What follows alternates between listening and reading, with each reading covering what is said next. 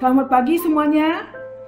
Salam sehat dari saya, Dr. Sri Bertalina Tambunan, spesialis THT. Senang sekali dapat menemui Bapak Ibu sekalian melalui YouTube channel ini di hari Valentine atau hari kasih sayang yang kita rayakan hari ini, Selasa 14 Februari 2022.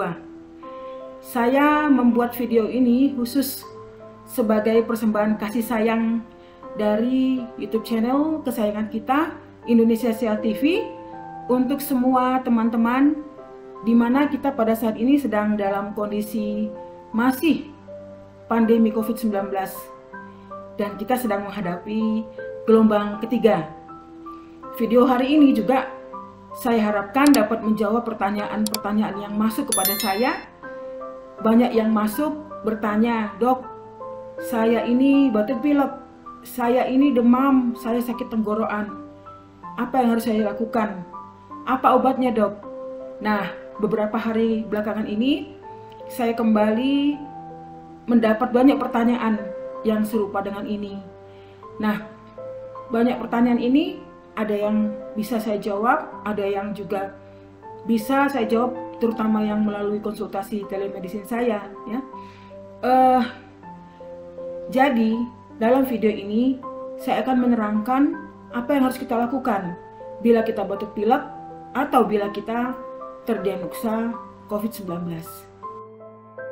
Dimulai dari akhir Januari 2020 yang lalu, kita sudah mulai menghadapi maraknya kasus Omikron. Varian Omikron adalah satu varian terbaru dari COVID-19. Nah, teman-teman, apa sebenarnya keunikan varian Omikron ini dibanding dengan varian-varian sebelumnya? Dimulai dari akhir 2019, COVID sudah hadir dengan varian-varian yang lebih ganas, mulai dari Alpha, Beta, Delta, dan varian-varian lainnya. Nah, varian Omikron ini adalah varian yang paling banyak mengalami mutasi dibanding dengan varian-varian sebelumnya. Varian Omikron ini mengalami 30 mutasi pada susunan asam aminonya. Jadi, virus COVID itu, nah, yang ada gambarnya di sini nih, ya, terdiri dari susunan-susunan protein. Nah, pada protein spike-nya atau S-nya yang seperti duri ini, ya, Bapak Ibu bisa lihat, pada protein S yang 69-70, Omikron mengalami 30 mutasi berupa delesi ataupun insersi. Jadi maksudnya ada asam amino yang menyusup masuk, ada yang hilang dari susunan asam amino virus COVID tadi. Nah, ternyata karena adanya banyak mutasi ini, virus COVID berdasarkan penelitian in vitro maksudnya masih dalam tahap penelitian dalam sel, ya. Nah, didapati virus Omikron ini 70 kali lebih cepat bereplikasi di saluran nafas dibanding dengan varian sebelumnya atau varian Delta. Nah, ini yang memungkinkan makanya varian Omikron sangat cepat penyebarannya. Nah, varian Omikron ini juga diketahui 10 kali lipat lebih lambat replikasinya pada sel parenkim paru.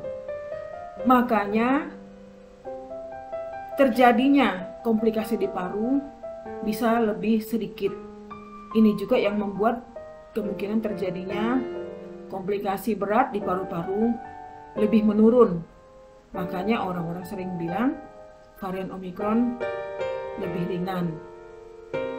Nah, dengan adanya varian yang baru ini, apakah kita bisa lebih lengah atau membiarkan saja, atau toh kan nanti dia akan bisa menjadi batuk pilek, Dok, atau kita nanti akan kebal-kebal sendiri, ya. Nah, kita harus belajar. Sebenarnya dunia menghadapi pandemi ini bukan yang pertama kali. Mulai dari dulu ada flu babi, kemudian ada flu Spanyol ya, dan itu menghabiskan hampir 1/4 dari penduduk dunia. Ya, waktu itu ilmu kedokteran belum terlalu canggih seperti sekarang ini. Ya, jadi apakah harus habis sampai sebegitu banyak penduduk dunia baru kita mengalami seperti taubat atau ampun-ampun ya. Nah, kita tidak mau kejadian seperti itu terjadi lagi. Dan sekarang kita sebenarnya sudah menemui berbagai cara agar kita bisa terbebas dari pandemi COVID-19 ini. Nah, nanti di akhir video ini saya akan ceritakan apa yang saya maksudkan itu. Nah, kita mau belajar dulu. Dok, kalau saya batuk pilek, apa yang harus saya lakukan? Itu pertanyaan yang paling sering terjadi sekarang ini. Banyak teman-teman yang terkena batuk pilek dan rasanya sungkan ya untuk berobat, sungkan untuk ke rumah sakit. Dan tenaga kesehatan juga membatasi diri untuk bertemu dengan orang-orang atau pasien-pasien yang batuk pilek. Nah, Bapak Ibu, saya menyarankan, saran saya yang pertama ya, bila Bapak Ibu batuk pilek, pertama, lakukan swab PCR. Lakukan swab PCR. Kita tidak menyarankan swab antigen karena swab PCR sensitivitasnya jauh lebih tinggi. Dan saat ini harga swab PCR juga sudah lumayan murah ya teman-teman ya. Hanya 275.000 dibanding dengan dulu ya, waktu awal-awal COVID itu sampai 3 juta, bahkan ada yang 5 juta. Nah, sekarang hanya 275.000. Sebenarnya Bapak Ibu juga kalau kondisi ekonomi kurang mampu bisa melakukan swab PCR, pergi ke puskesmas atau fasilitas kesehatan terdekat yang paling bisa Ibu Bapak jangkau ya, ke rumah sakit pemerintah ya. Dok, saya nggak bisa swab PCR, kan saya batuk pilek ini. Kemudian saya sendiri dok, saya juga nggak punya orang yang mengantar. Saya juga nggak punya teman ya. Apa yang harus saya lakukan? Nah, yang harus dilakukan kalau nggak bisa swab PCR apa ya? Nah, ini sebenarnya hal yang sulit ya, karena banyak orang yang batuk pilek dan memang membiarkan, maksudnya bukan membiarkan, tapi tidak punya dana atau tidak punya untuk pergi ke puskesmas aja, dia nggak ada punya kendaraan, atau dia kalau dia naik angkutan umum juga dia ini ya sungkan untuk karena takut menularkan ya. Nah, apa yang harus dilakukan? Tadi swab PCR harus tetap diusahakan ya, tetapi kalau Bapak Ibu tidak bisa swab PCR, langsung lakukan isolasi mandiri walaupun Bapak Ibu belum melakukan swab PCR. Kenapa saya menyarankan ini? Kita sekarang sedang menghadapi virus Omikron yang laju kecepatannya, penyebarannya sangat tinggi dan sangat pintar untuk menyebarkan dirinya. Tadi sudah saya jelaskan bahwa kemampuan replikasinya di saluran nafas itu 70 kali lipatnya varian Delta. Jadi bayangkan, kalau di tahun yang lalu, tahun 2021, saya ingat tanggalnya 15 Juli 2021, angka harian COVID-19 yang varian Delta itu mencapai 56.000. Nah, kemarin kita sudah mencapai 55.000 ya. Dan itu sudah luar biasa tinggi, dan hari ini Senin 14 Februari kita belum tahu angkanya. Jadi lakukan swab PCR. Kedua, langsung lakukan isolasi mandiri walaupun belum ada swab PCR, belum ada hasilnya. Kenapa dok? Karena kita tidak menginginkan virus ini berpindah-pindah ke orang lain. Kalau satu belum sembuh, satu belum isolasi, langsung keluar, langsung tidak pakai masker, makan bersama dan sebagainya, maka kapan perpindahan virus ini bisa kita hentikan. Makanya Bapak Ibu, pertama swab PCR, yang kedua langsung lakukan isolasi diri Bapak Ibu bila batuk pilek. Nah, ketiga, kalau Bapak Ibu terpaksa harus keluar dari rumah atau dari tempat isolasi, pakailah masker yang baik dan benar. Kalau Bapak Ibu batuk pilek, minimal masker bedah. Yang paling bagus juga lagi masker N95 atau masker KN95. Itu untuk melindungi ibu bapak sekalian dan melindungi orang lain juga yang kita terpaksa harus ketemu. Misalnya pada waktu batuk pilek, saya harus menjumpai klien. Ini janjinya dok harus saya tepati. Kalau enggak nanti kita bisa mengalami kerugian yang banyak. Nah ini sebenarnya nggak boleh ya ketemu kliennya. Aduh dok, ini luar biasa. Nah, pakailah masker N95 atau KN95. Tapi tetap saya tidak menyarankan Bapak Ibu boleh keluar, ya. Tapi minimal meminimalisir perpindahan virus tadi. Nah, kalau Bapak Ibu sudah swab PCR, batuk pilek sudah swab PCR dan hasilnya positif, apa yang harus dilakukan? Oke, kalau sudah PCR hasilnya positif, berarti itu kita sebut kasusnya terkonfirmasi COVID-19, ya. Terkonfirmasi COVID-19. Sebenarnya kita tidak tahu ini varian Omikron apa tidak, ya. Ketika Bapak Ibu mendapatkan hasil PCR, Bapak Ibu tidak akan diberitahu ini Bapak Ibu Omikron atau Delta, ya, tidak akan diberitahu, ya. Tetapi spesimen dari swab Bapak Ibu itu, kalau dia memenuhi suatu kriteria dicurigai Omikron, spesimen Bapak Ibu tadi, spesimen swabnya tadi itu, ya, bahan sediaan swabnya tadi itu akan diperiksa dengan metode SGTF untuk mengetahui probable atau tidak Omikron, kemungkinan Omikron atau tidak, ya. Jadi SGTF itu pemeriksaan selanjutnya dan itu dilakukan oleh laboratorium pemerintah, ya, dan itu dilakukan untuk semua spesimen swab yang dicurigai ke arah Omikron. Kalau SGTF-nya sudah positif, berarti itu disebut probable Omikron, ya.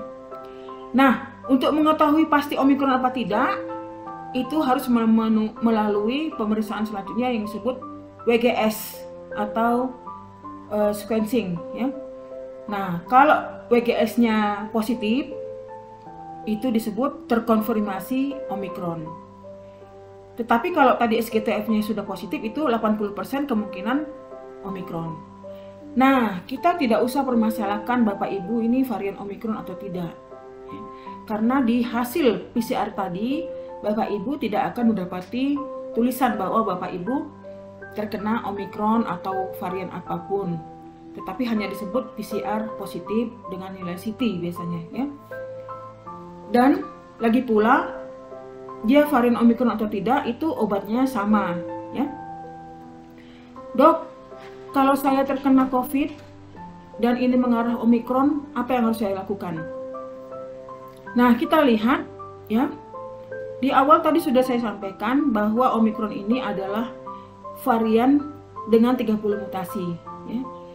Perubahan susunan asam aminonya sangat banyak, sehingga gejala klinisnya itu sudah mengalami variasi dibanding dengan varian sebelumnya. Apa itu? Ya, pada varian Omikron, gejala-gejala klinis yang kita jumpai, pertama, pasien bisa mengalami sakit-sakit badannya. Dok, badan saya sakit semua. Kemudian bisa demam. Tapi memang pada varian Omikron, demamnya tidak terlalu tinggi, tidak seperti di Delta, ya. Demamnya ringan aja dok, ya. Cuma sakit-sakit di badan, ya. Atau Kemudian yang bisa mengalami hidung buntu, pilek. Nah, gejala yang paling banyak adalah sakit tenggorokan dan batuk. Ya, karena memang tadi 70% dia bereplikasi di saluran napas atas. Nah, batuk saya kering dok, batuk saya tidak berdahak. Dan ini memang yang membuat berbeda ya dengan flu biasa. Kalau flu biasa langsung hidungnya bersin-bersin dok, saya pileknya ngocor dok, pileknya banyak sekali, batuknya berdahak kok. Nah, kalau pada varian Omicron ini batuknya relatif kering ya, rasa sakit tenggorok dok, serik di tenggorok ya, serik itu seperti kering ya. Oke, kemudian bisa juga diare atau sakit di perut. Jadi memang virus itu sudah makin pintar dia untuk mengadakan kegiatan-kegiatannya di dalam perut kita. Nah, memang gejalanya lebih ringan dibanding dengan Delta. Tetapi kalau jumlah orang yang terpapar banyak, ya, maka kita akan bisa kewalahan menghadapi kasus ini. Nah, kita lanjutkan. Kalau saya sudah positif PCR-nya, apa yang saya lakukan dok? Pertama, isolasi. Isolasi bisa dilakukan isolasi mandiri atau isolasi di tempat yang disediakan pemerintah. Ya. Bagaimana? Apa kriterianya? Kapan saya bisa isolasi mandiri? Bisa isolasi mandiri bila memenuhi syarat dari isolasi mandiri ya. Ada di YouTube saya sebelumnya, itu lebih panjang lagi. Jadi nanti bisa dicari di YouTube Indonesia Sehat TV syarat dari isolasi mandiri, atau nanti akan saya buatkan YouTube baru ya. Ada di YouTube saya yang judulnya isolasi mandiri, ada di sebelum ini. Nah, kalau rumahnya sudah memenuhi untuk isolasi mandiri, ada lagi selain kriteria rumah, ada lagi kriteria gejala pasiennya ya. Pasien yang bisa isolasi mandiri di bawah 45 tahun, kemudian tidak ada komorbid ya. Kalau dia punya komorbid dan kemudian usia sudah tua, lebih bagus mendatangi fasilitas yang tersedia ya, baik yang disediakan oleh pemerintah maupun swasta.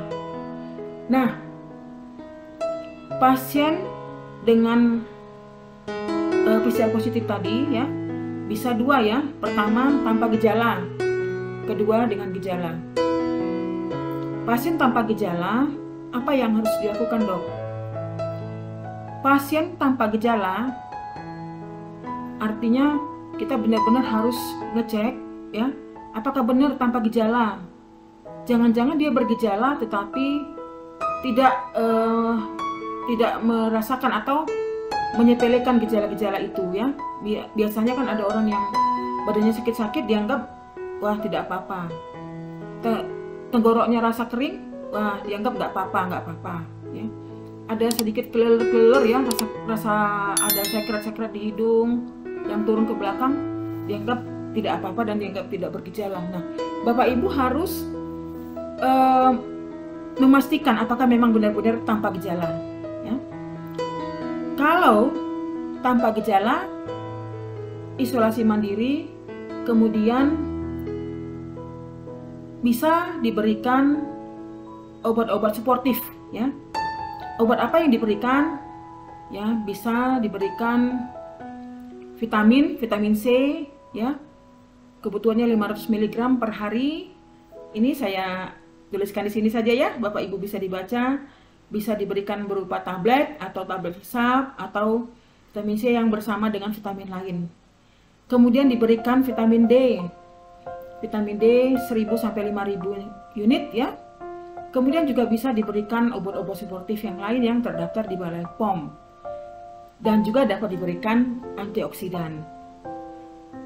pasien dengan PCR positif tadi, walaupun dia tanpa gejala, harus juga tetap harus berolahraga, kemudian berjemur. Berjemur sekarang yang kita anjurkan adalah pukul 9 sampai pukul 15 atau jam 3 sore ya. Nah, yang mau saya tekankan adalah pasien mengadakan isolasi mandiri di rumah jangan sampai hanya terkurung dalam suatu ruangan atau suatu kamar ya, tetapi tempatnya itu harus ada ventilasi yang cukup juga supaya mendapatkan udara yang bersih, virusnya juga bisa pergi ya. Ventilasi yang baik itu bagaimana, Dok? Ventilasi yang baik itu menurut syarat dari rumah sehat minimal 10% dari luas lantai rumah. Jadi Bapak Ibu bisa mengukur sendiri luas lantai rumahnya berapa. Nah, jendelanya ya, semua ventilasinya harus minimal 10%. Nah, kalau luas ventilasinya 10%, tetapi ternyata dalam kamar orang isolasi tidak ada ventilasi sama sekali, itu juga tidak benar ya. Jadi itu harus ada juga ventilasi segitu di dalam ruangan orang yang isolasi tadi. Jadi itu yang dilakukan untuk pasien dengan PCR positif tanpa gejala. PCR positif tanpa gejala, lakukan isolasi 10 hari ya. Nah, pada orang-orang yang bergejala bagaimana, Dok? Pada orang-orang yang terkonfirmasi PCR positif ya, terkonfirmasi COVID dengan gejala ringan ya. Sebenarnya COVID ini dibedakan atas 5 ya. Tanpa gejala, ringan, sedang, berat, dan tingkat kritis ya. Yang saya terangkan hari ini adalah untuk yang tanpa gejala dan gejala ringan. Gejala ringan itu bagaimana, Dok? Yang pasti tidak ada pneumonia ya. Tidak ada pneumonia. Itu biasanya kita mintakan foto toraks dari pasiennya.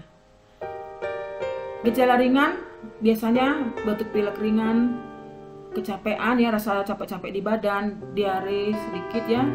Kemudian bisa juga anosmia atau kehilangan penciuman. Kenapa terjadi anosmia? Karena adanya virusnya itu mengganggu ke nervus olfaktorius. Kemudian bisa juga ageusia atau kehilangan pengecapan. Juga banyak yang mengalami diare tadi ya, atau sakit perut.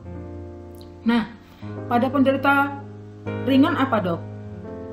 Pada penderita gejala ringan yang kita berikan tadi ya sama pengobatan suportif, vitamin C, vitamin D, tadi sudah sama dengan yang tanpa gejala ya. Tetapi kita sudah harus memberikan antivirus. Ya. Antivirus yang dianjurkan pada varian yang sekarang ini ada 4 ya. Bapak Ibu bisa baca. Favipiravir, Molnupiravir, Nirmatrelvir digabung dengan Ritonavir atau masing-masing sendiri-sendiri. Nah, pengobatan pasien COVID-19 terkonfirmasi dengan gejala ringan tadi juga kita berikan obat-obat simptomatis. Artinya, obat-obat sesuai dengan gejalanya. Kalau pasiennya demam, kita berikan paracetamol ya. Paracetamol itu macam-macam bentuk nama ininya ya, nama dagangnya tergantung dengan apa yang tersedia. Di dekat Bapak Ibu bisa ada Dumin, Sanmol dengan dosis 3-4 kali 500 mg per harinya ya. Nah, kalau dia batuk atau pilek kita berikan obat-obatan yang sesuai ya. Untuk batuknya biasanya kita berikan Ambroxol atau Acetylcysteine ya untuk mengencerkan dahaknya. Biasanya batuknya kering. Oke. Kemudian untuk pileknya bisa kita berikan pseudoephedrine ya. Biasanya Rinovet, Tremensa atau Rinos, apa yang tersedia. Tetapi memang untuk obat-obatan pilek ini membutuhkan resep dokter karena ini adalah obat-obatan keras ya yang mempunyai efek ke jantung apalagi pada usia-usia tua. Jadi memang biasanya harus dengan resep biasanya resep dokter THT. Nah, jangan lupa pada pasien-pasien dengan gejala ringan tadi tetap diberikan obat-obatan komorbidnya kalau dia ada komorbid. Misalnya pasien dengan hipertensi tetap diminum obat hipertensinya. Pasien dengan diabetes tetap diminum obat diabetesnya.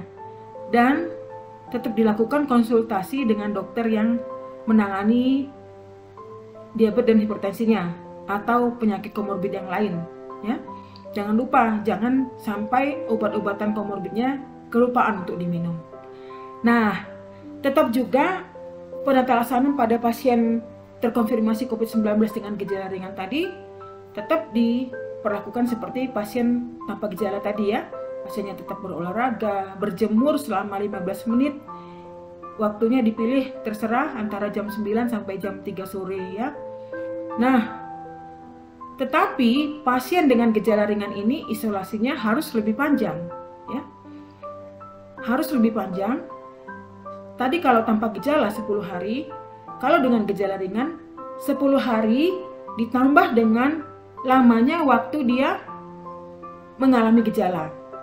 Jadi kalau Bapak Ibu mengalami gejala 3 hari, ya, ditambahkan ya 10 tambah 3 hari tadi, ya. Ini ada saya buatkan contoh-contohnya. Jadi hari isolasinya berapa lama, Dok? Tambahkan dengan 10 ditambah dengan lamanya mengalami gejala tadi. Baiklah, demikian yang bisa saya sampaikan pada siang hari ini, Bapak Ibu sekalian. Semoga bermanfaat. Marilah kita saling menjaga Indonesia ini supaya kita cepat bebas dari pandemi COVID-19, ya. Mari kita menjalankan protokol kesehatan. Karena ketika kita menjalankan protokol kesehatan, kita sedang menghambat penyebaran virus ini. Virus Omicron ini sangat cepat penyebarannya. Kalau kita tidak memakai masker, kalau kita tidak mencuci tangan, kita tidak melakukan jaga jarak dan tidak menghindari kerumunan, dan tetap dengan mobilitas tinggi, kapan virusnya mau berhenti menyebar? Ya. Mari kita sama-sama melakukan protokol kesehatan dengan memakai masker, mencuci tangan, menjaga jarak, menghindari kerumunan, menghindari makan bersama, mengurangi mobilisasi, dan lakukan vaksinasi. Salam sehat dari saya, Dr. Sri Bertalina Tambunan, spesialis THT, dari YouTube channel kesayangan kita semua, Indonesia Sehat TV. Salam sehat!